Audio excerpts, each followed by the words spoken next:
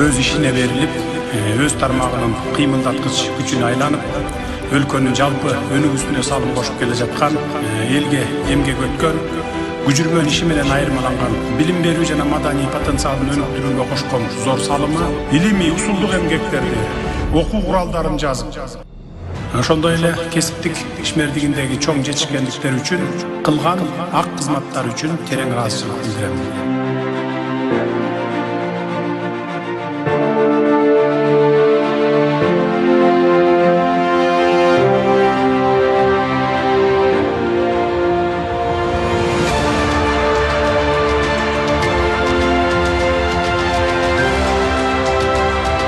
Урматтуу сыйлык ээлери, сыйлыгыңыздар кут болсун.